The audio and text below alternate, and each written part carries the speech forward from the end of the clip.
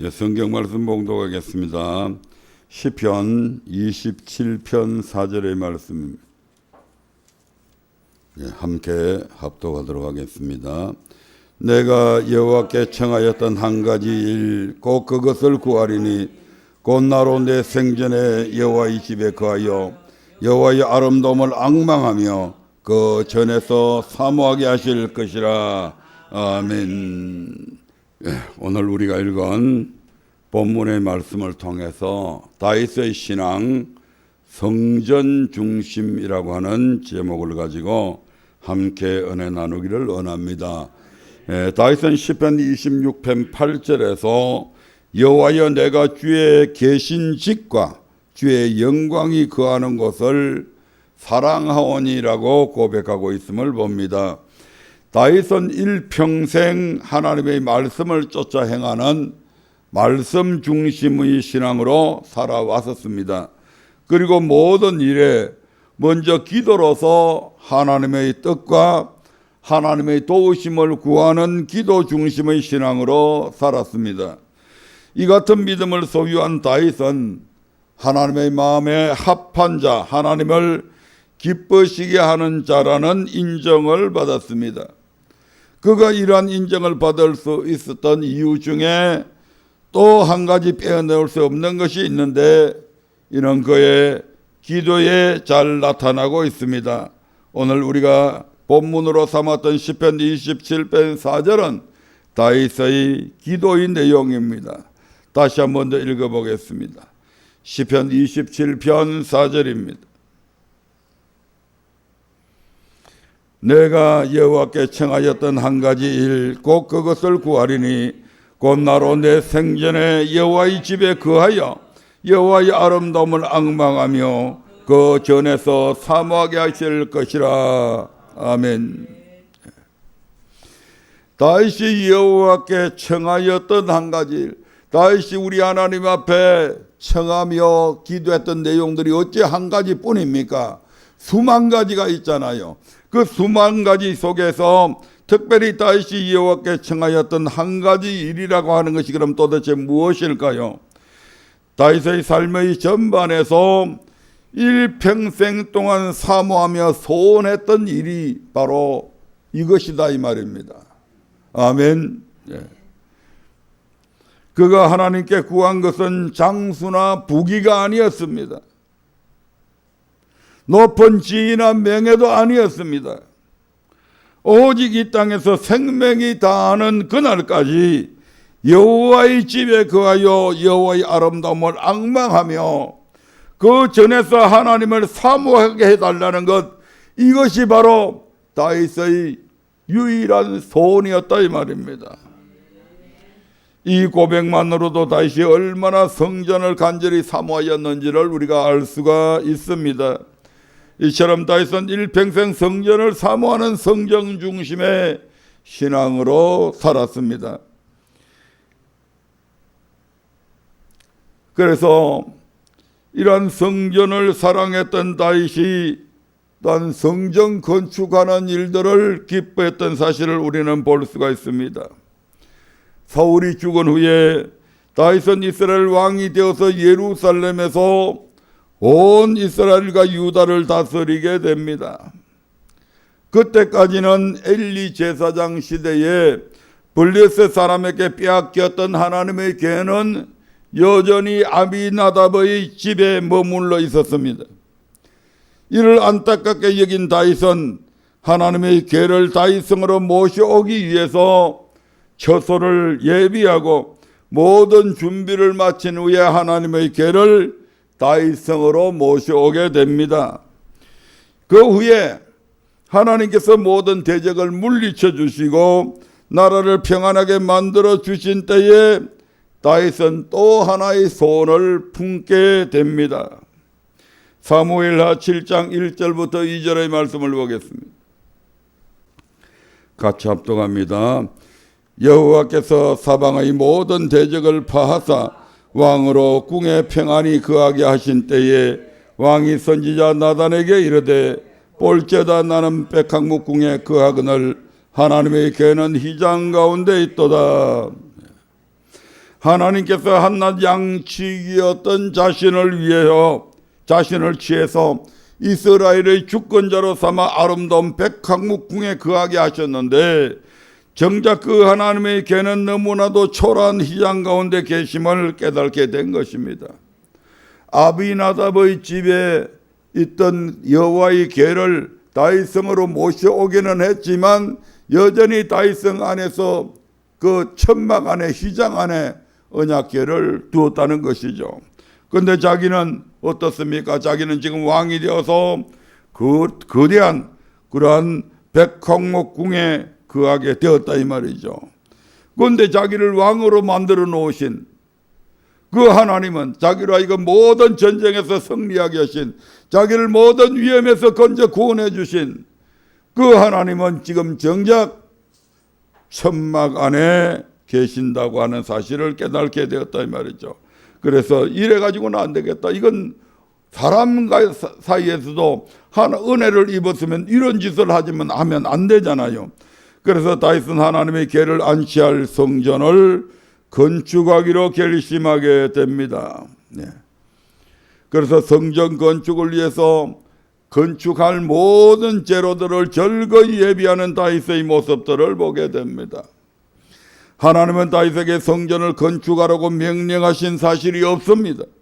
또한 누군가가 다윗에게 이를 강요하거나 건의한 사실도 없습니다. 오히려 다윗이 하나님의 궤를 아름다운 성전에 모시고 싶은 마음에 거룩하신 하나님께서 거하실 처소를 예비해드리고 싶은 마음에 자원해서 성전을 건축하려 하였습니다. 이런 다윗의 마음을 아신 하나님은 그날 밤에 나단 선지자를 통해서 다윗에게 말씀하시게 됩니다. 사무엘하 7장 4절부터 7절의 말씀을 한번 보겠습니다. 시작. 그 밤에 여호와의 말씀이 나단에게 임하여 가라사대, 가서 내 종 다윗에게 말하기를, 여호와의 말씀이 내가 나를 위하여 나의 거할 집을 건축하겠느냐? 내가 이스라엘 자손을 애굽에서 인도하여 내던 날부터 오늘날까지 집에 거하지 아니하고 장막과 해막에 거하며 행하였나니, 무릇 이스라엘 자손으로 더불어 행하는 곳에서 내가 내 백성 이스라엘을 먹이라고 명한 이스라엘 어느 지파에게 내가 말하기를, 너희가 어찌하여 나를 위하여 백향목집을 건축하지 아니하였느냐고 말하였느냐.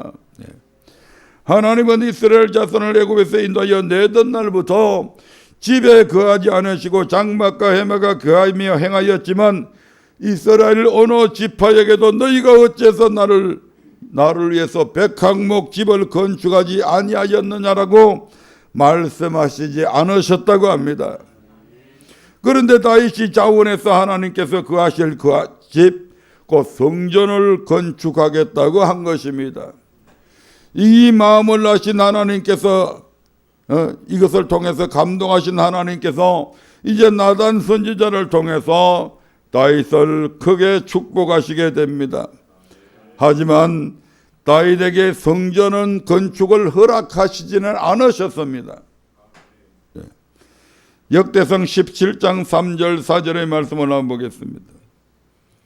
역대상 17장 3절부터 4절입니다. 시작. 그 밤에 하나님의 말씀이 나단에게 임하여 가라사대, 내 종 다윗에게 말하기를, 여호와의 말씀이 너는 나의 거할 집을 건축하지 말라. 예, 하나님 뭐라고요?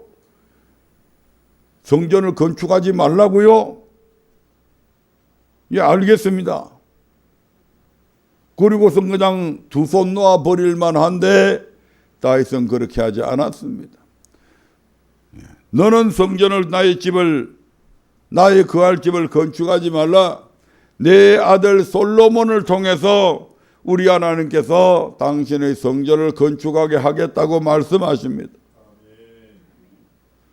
그러면 다윗은 이제 나는 하나님께 분명히 성전을 건축하겠다고 손을 올렸고 그렇게 했는데도 불구하고 하나님께서 내게 허락지 않으시니까 나는 이제 점을 벗었다라고 다윗은 생각하고 포기하고 있은 것이 아니라 이 말입니다. 모든 게 그렇잖아요. 본인이 직접 해야 될 일과 또한 본인이 직접 하지 아니하고 다른 사람에게 그러한 일들이 주어졌을 때에 그 일에 태만할 수밖에 없잖아요. 조금 더 무관심해지고 거리가 조금 한 단계 뒤로 물러서지잖아요. 그런데 다윗은 그렇게 하지 않았다 이 말입니다. 하나님의 전을 건축하여 드리고자 하였음에도 불구하고 하나님께서 허락하지 않으시니 도리가 없다며 성전 건축을 단념한 것이 아니다 이 말입니다. 다윗은 성전 건축에 대한 마음을 조금도 늦추거나 버리지 않았습니다. 역대상 22장 5절의 말씀을 한번 보겠습니다. 역대상 22장 5절입니다. 다윗이 가로되 내 아들 솔로몬이 어리고 연약하고 여호와를 위하여 건축할 전은 극히 장리하여 만국의 명성과 영광이 있게 하여야 할지라. 그러므로 내가 이제 위하여 준비하리라 하고 죽기 전에 많이 준비하였더라. 네. 다윗은 여호와를 위하여 건축할 전은 극히 장리하여 만국의 명성과 영광이 있게 하여야 하는데 그 큰 역사를 아들 솔로몬이 감당하기에는 너무 어리고 연약해서 감당할 수 있을지를 염려하였습니다. 그래서 아들 솔로몬이 성전을 건축할 수 없게 된 자기를 대신해서 그 전 역사를 잘 이룰 수 있게 하기 위해 성전 건축에 필요한 것들을 준비하기 시작했습니다. 역대상 22장 14절의 말씀을 한번 보겠습니다. 역대상 22장 14절. 다윗이 얼마나 하나님의 성전을 위해서 짓기 위해서 준비했는지 한번 보겠습니다. 같이 읽습니다. 내가 환난 중에 여호와의 전을 위하여 금 10만 달란트와 은 100만 달란트와 녹과 철을 그 중수로 셀 수 없을 만큼 심히 많이 예비하였고 또 제목과 돌을 예비하였으나 너는 더할 것이며. 아멘. 다윗은 여호와의 전을 위하여 금 10만 달란트와 은 100만 달란트와 녹과 철을 그 중수를 셀 수 없을 만큼 심히 많이 예비하였고 또 제목과 돌을 예비하였다고 합니다.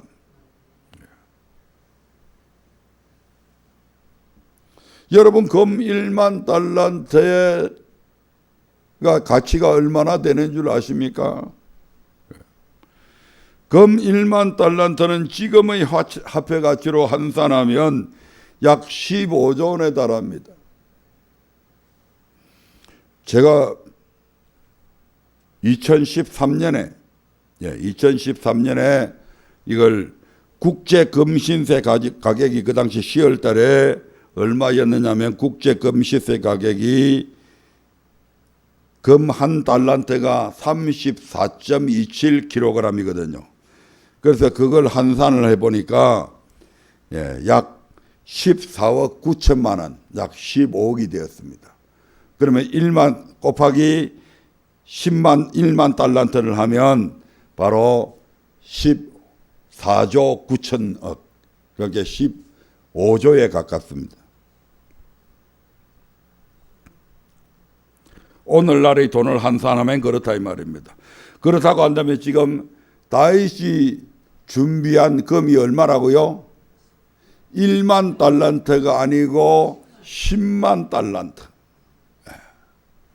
그 10만 달란트를 여기에 대입해서 계산을 해보면 오늘날의 돈으로 약 149조 원, 150조가 됩니다. 150조 원을 들여서 성전을 건축했다. 그것도 금만 가지고 계산하면 그렇다 이 말입니다. 뭐 은과 철을 이런 것들을 다 동원하면 그 뭐 헤아릴 수가 없죠. 달란트라고 그러니까 여러분 잘 몸에 다 왔지가 않죠. 이 무게가 어느 정도 되냐 하면 킬로그램으로 환산하면 342만 7천 킬로입니다. 제가 몸무게가요, 어제 이제 가서 재보니까 한 2kg 빠져가지고 99kg더라고요. 그러면 약 이제 100kg, 0.1톤인데 제 같은 사람이 34,270명이 꽉 모여 있다고 생각을 해보시죠. 그 무게다 이 말입니다. 그러니까 우리 요 건물 요거는 잽도 안 됩니다. 금을 저 밑에 아래층부터 4층 높이까지 쌓아놓은 것보다도 금이 더 많다 이 말입니다. 이 무게가. 이제 좀 더 실감이 나세요? 달란트 그러면 그냥 우리가 예사로 넘어가기 쉬운데 10만 달란트. 어마어마한 금덩어리죠. 그 금을 가지고 예루살렘 성전을 그대로 입혔다는 얘기 아닙니까? 그 금덩어리를 가지고 모든 은잔, 금잔, 잔, 등대 이런 것들을 전부 다 금으로 다 만들잖아요. 아멘. 어마어마한 겁니다. 다윗이 성전 건축을 위해 준비했던 금만 해도 10만 달란트, 약 149조 원에 달했으니까 다윗이 성전 건축을 위해 준비한 것들의 규모가 얼마나 엄청났는지 우리가 가늠할 수가 있을 것입니다. 그리고 다윗은 그 모든 것을 평안한 가운데서 예비한 것이 아니라 환난 중에 예비했다고 합니다. 아멘. 비록 한 나라의 왕이기는 하였으나 오직 성전 건축을 위해 그 엄청난 것들을 준비한다는 것은 결코 쉬운 일이 아니었을 것입니다. 그런 중에도 다윗은 모든 것을 힘을 다하여 예비하였던 것입니다. 성전을 위하여 예비한 이 모든 것 외에도 다윗은 그 마음에 하나님의 전을 사모함으로 자기 개인의 금, 사유의 금입니다. 국가의 재산이 아니고 사유의 금은으로 하나님의 전을 위해서 드렸다고 말씀하고 있습니다. 역대상 29장 1절부터 5절의 말씀을 한번 보겠습니다. 역대상 29장 1절부터 5절입니다. 같이 읽어봅니다. 다윗 왕이 온 회중에게 이르되 내 아들 솔로몬이 홀로 하나님의 택하신 바 되었으나 오히려 어리고 연약하고 이 역사는 크도다. 이 전은 사람을 위한 것이 아니요 여호와 하나님을 위한 것이라. 내가 이미 내 하나님의 전을 위하여 힘을 다하여 예비하였나니 곧 기구를 만들 금과 은과 녹과 철과 나무며 또 마노와 박을보석과 꾸밀보석과 채석과 다른 보석들과 하반석이 매우 많으며 성전을 위하여 예비한 이 모든 것 외에도 내 하나님의 전을 사모함으로 나의 사유의 금은으로 내 하나님의 전을 위하여 드렸나니 곧 오빌의 건 3,000달란트와 천은 7,000달란트라. 모든 전백에 입히며 검은 그릇을 만들며 공장의 손으로 하는 모든 일에 쓰게 하였노니 오늘날 누가 즐거이 손을 채워 여호와께 드리겠느냐. 이처럼 다윗은 죽기 전까지 성전 건축을 위해 많은 것을 준비했고 자신의 재산을 다 드리면서까지 건축에 필요한 모든 것을 준비하는데 마음을 다하고 힘을 다하였습니다. 물론 그 과정에서 여러 어려움이 있었을 것입니다. 하지만 다윗은 그 모든 어려움을 기쁨으로 이겨나갔으며 최선을 다했던 것입니다. 다윗의 그런 모습에 백성들도 감동하게 되죠. 그래서 하나님의 전 역사를 위해서 백성들이 이제 예물을 드리기 시작합니다. 역대상 29장 6절부터 9절의 말씀을 한번 보겠습니다. 같이 읽어봅니다. 이에 모든 족장과 이스라엘 모든 지파 어른과 천부장과 백부장과 왕의 사무 감독이 다 즐거이 드리되 하나님의 전 역사를 위하여 금 5,000달란트와 금다리 1만과 은 1만 달란트와 놋 1만 8,000달란트와 철 10만 달란트를 드리고 무릇 보석이 있는 자는 게르손 사람 여엘의 손에 붙여 여호와의 전 곳간에 드렸더라. 백성이 자기의 즐거이 드림으로 기뻐하였으니 곧 저희가 성심으로 여호와께 즐거이 드림으로 다윗 왕도 기쁨을 이기지 못하여 하니라. 아멘. 하나님 앞에 자기의 모든 돈을 금을 자신의 재산을 드려버렸는데도 불구하고 이 백성들의 마음속에는 뭐가 있었다 이 말입니까? 기쁨이 있었다. 다윗도 다 드려버렸는데 다윗의 마음에 뭐가 있었다? 기쁨이 있었다. 예. 하나님의 전을 위해서 드리면 하나님께서 그 마음에 섭섭한 마음을 안 주십니다. 예. 혹시 섭섭한 마음이 들면 이거는 마귀 새끼가 주는구나 생각하고 물리쳐 버리시기 바랍니다. 다윗이 하나님의 전을 사모하며 사유의 검은까지 하나님의 전을 위하여 드리는 모습에 모든 족장과 이스라엘 모든 지파 어른과 천부장과 백분장과 왕의 사무 감독까지 다 하나님의 전 역사를 위하여 절거히 드렸고 그들이 성심으로 여호와께 절거히 드리는 모습에 다윗 왕도 기쁨을 이기지 못하였다고 합니다. 이러한 다윗에게 하나님은 놀라운 약속들을 하게 됩니다. 하나님께서 다윗에게 하신 이러한 약속은 다윗만의 복이 아니죠. 이스라엘 백성들 전체의 복입니다. 아멘. 예. 다윗에게 주신 하나님의 약속에 대해서는 몇 번의 설교를 대해서 전한 적이 있습니다만 다시 한 번 더 상기해 보면서 은혜 받기를 원합니다. 다윗에게 주신 하나님의 약속 첫 번째가 내 이름을 존귀케 만들어 주겠다. 그 둘째가 한 곳을 정하여 옮기지 않게 해주겠다. 셋째가 모든 대적에게서 벗어나 평안케 해주겠다. 이것은 다윗 혼자만의 축복이 아니잖아요. 아멘. 네 번째 집을 이루어 주겠다. 다섯째 은총을 빼앗지 않겠다. 여섯째 내 위가 영원히 경과리라. 이러한 6가지의 축복을 하나님께서 나단 선지자를 통해서 하게 됩니다. 미천한 자신은 백학목궁에 거하는데 위대한 하나님의 교회는 휘장 가운데 있음을 깨닫고 하나님의 전을 건축하고자 소원한 다윗에게 하나님은 크게 감동하셨습니다. 그래서 나단 선지자를 통해 다윗을 크게 축복하셨던 것입니다. 시간이 없으므로 다 할 수는 없고 일단 하는 데까지만 하겠습니다. 첫 번째 내 이름을 존귀케 만들어 주리라고 하신 약속에 대해서 살펴보려 합니다. 사무엘하 7장 9절의 말씀입니다. 사무엘하 7장 9절입니다.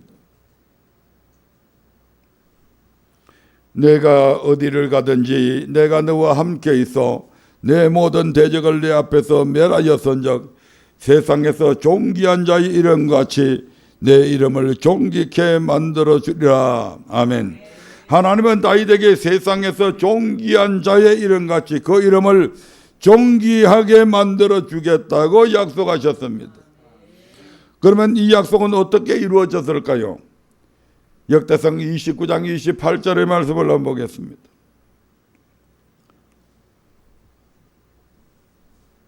역대상 29장 28절입니다. 시작. 제가 나이 많아 늙도록 부하고 존귀하다가 죽음에 그 아들 솔로몬이 대신하여 왕이 되니라. 아멘. 제가 다윗이죠.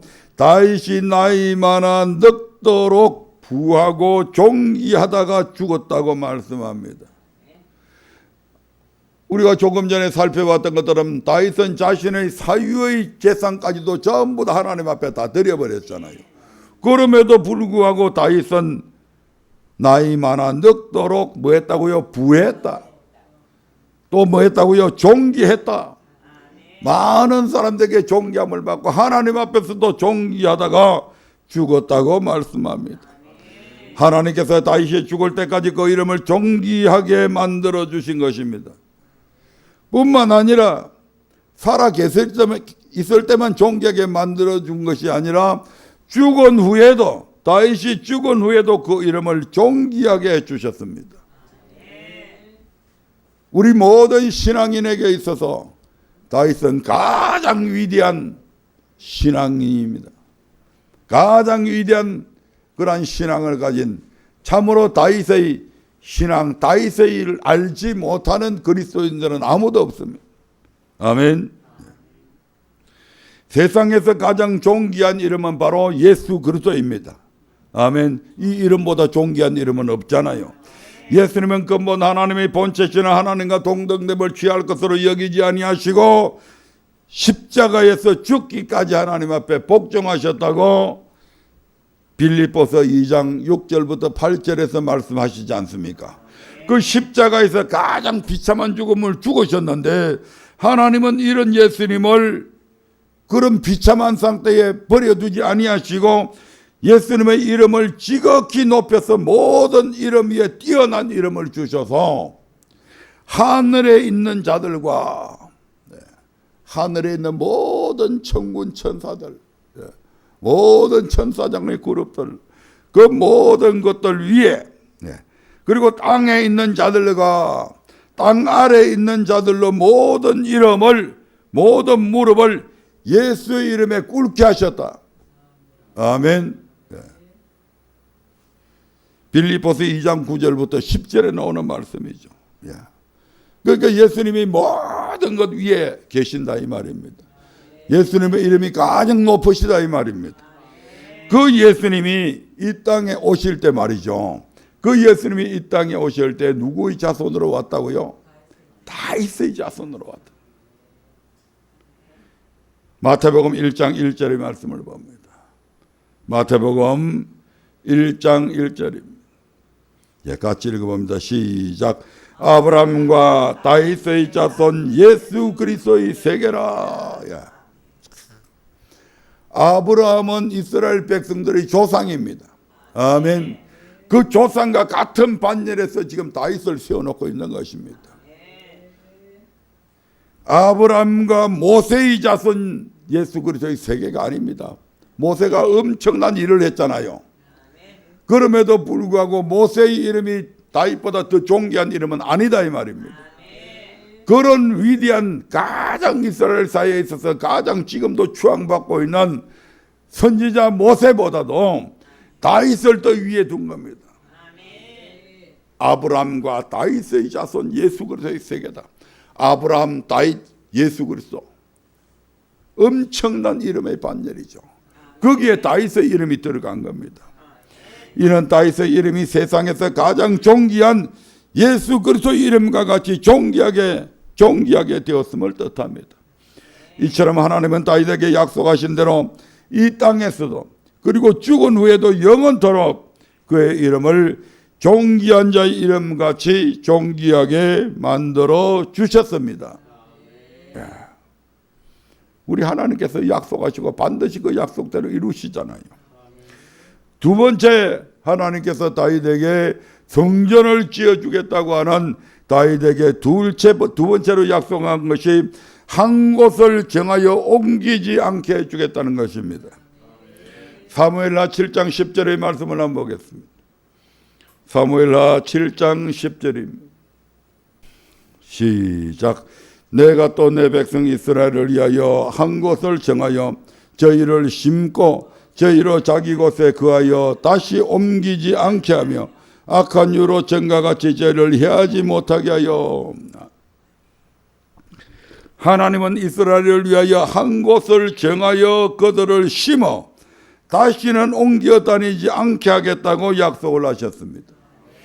이스라엘 백성은 조상 아브라함 때부터 한 곳에 정착하지 못하고 여기저기 옮겨 다니며 떠도는 생활을 했습니다. 아브라함과 이삭과 야곱은 죽을 때까지 장막 생활을 하였다고 히브리서 11장 8절부터 10절에서 그렇게 말씀하시잖아요.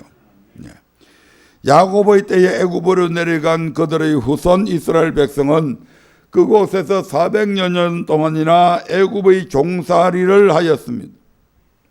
또 애굽에서 나온 후에도 광야에서 40년 동안 유리방황하며 장막 생활을 하였는데 이때 성막이 세워지게 되었고 이후부터는 이 성막을 중심으로 진행하며 진을 쳤습니다. 다시 말씀드리면 성막이 어느 날 성막 위에 하나님의 구름이 쫙 구름 기둥이 서게 되죠. 그러면 이제 이제 떠나라는가 보다 해가지고 전부 다 각 지파별로 또 레이지파대로 각 이제 그 업무가 분장이 되어져 있잖아요. 그래서 천막을 꾸려가지고 옮길 사람은 그렇게 하고 성물을 옮길 또 고아자손들은 고아자손들대로 전부 다 그런 것들을 개에 넣어가지고 다 운반하게 됩니다. 아멘. 맨 앞에 언약궤가 900m 앞에 가게 되죠. 그 다음에 그 바로 뒤에 이제 유다 지파를 비롯한 세 지파가 딱 거기에 서게 되고, 그 뒤에 이제 성막, 성막이 옮겨지게 되고, 또 그 뒤에 이제 다른 지파들이 세 지파씩 이런 식으로 해가지고 진행을 하게 됩니다. 그리고 가다가 구름이 딱 머물게 되면 그곳에 다시 전부 다 성막을 새로 그곳에 세우게 되죠. 그리고 그 성막이 딱 세워지면 그 성막을 중심으로 해서 동서남북으로 전부 다 성막을 중심으로 해서 또 세웁니다. 아멘. 그런데 이제 하나님께서 어떻게 하겠다? 이제는 옮겨 다니지 않게 해주겠다. 옮겨 다니면 얼마나 그게 피곤해요. 그냥 우리가 지금도 매번 한 2년마다 이제 전세 계약이 이제 임대 기간이 정해지는데, 그 2년이 지나고 주인이 집 비워달라면 또 집 비워주고 또 다른 데로 옮겨야 되잖아요. 이사 다녀보시면 알겠지만 얼마나 이사하는 게 귀찮아요. 힘들어요. 마찬가지잖아요. 아멘. 그런데 이제 성막이 세워지게 이제 우리 하나님께서 이제는 이곳저곳으로 옮겨 다니지 않게 해주겠다. 한 곳에 정착해서 살도록 해주겠다. 그렇게 지금 약속하시는 거거든요. 출애굽기 40장 36절부터 37절에 한번 보겠습니다. 출애굽기 40장 36절부터 37절입니다. 같이 읽어봅니다. 시작. 방금 했던 말씀드리죠. 구름이 성막 위에서 떠오를 때에는 이스라엘 자손이 그 모든 행하는 길에 앞으로 발행하였고, 구름이 떠오르지 않을 때에는 떠오르는 날까지 발행하지 아니하였으며. 성막은 필요에 따라 언제든지 이동할 수 있는 이동식 처소입니다. 때문에 성막을 중심으로 살았던 이스라엘 백성은 성막이 옮겨질 때마다 성막과 함께 여기저기 옮겨다니는 생활을 할 수밖에 없었다 이 말입니다. 하지만 이동식 성막과 달리 성전이 건축되어지면, 성전이 딱 한 곳에 파킹되어지면 성전이 더 이상 움직여지지 않으니까 백성들도 더 이상 안 움직여도 되잖아요. 이스라엘 백성의 삶도 자연스레 정착될 것은 당연한 일이었습니다. 즉 하나님의 성전 건축을 통하여 이스라엘 백성으로 다시는 옮겨 다니지 않아도 되는 삶의 터전을 마련할 수 있게 주신 것입니다. 더 이상 이사 다니지 않아도, 더 이상 전셋집에 살지 않아도 우리 하나님께서 성전을 건축하는 자들에게, 성전을 건축하려고 소원했던 다윗에게 주신 이 소원이 이스라엘 전체의 백성에게 가진 그 혜택이, 그 은혜가 입혀지게 되잖아요. 아멘. 그래서 하나님이 돈이 없어서 성전을 건축하지 않은 게 아니거든요. 하나님이 돈이 없어서, 능력이 없어서 이동식 천막 안에 거하신 게 아니잖아요. 온 우주와 만물을 지으신 분이고 그 모든 것의 주인이 하나님이신데, 결국 뭐냐면 이러한 성전 건축을 통해서 우리 하나님께서 우리의 믿음을 달아보시고 우리에게 축복하시기 위해서 이러한 일을 행하신다 이 말입니다. 우리를 위한 거예요. 물론 하나님께서 거기에 거하시지만 그것을 통해서 우리에게 복 주시기 위해서 하나님께서 이와 같은 일들을 우리의 손으로 할 수 있게 명하셨다 이 말입니다. 이를 알지 못하는 많은 사람들이 하나님 앞에 물질 드리면 그것이 크게 잘못된 것처럼, 야 11조 드리는 것까지도 안 드려도 된다.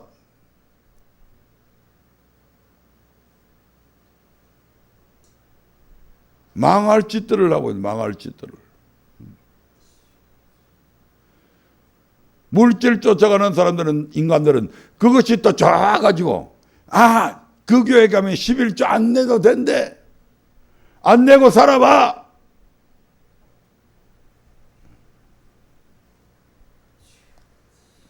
물론 우리 교회는 그런 분들이 없습니다. 물질을 위해, 물질을 통해 최선을 다하고 있는 줄로 압니다. 제가 때로는 감동을 받을 때도 있습니다. 자기의 쓸 것 쓰지 아니하고 교회를 위해서 최선을 다해드리는 그런 손길들 보면 제가 부담이 돼요. 그래서 하나님 앞에 더 기도할 수밖에 없는 거죠.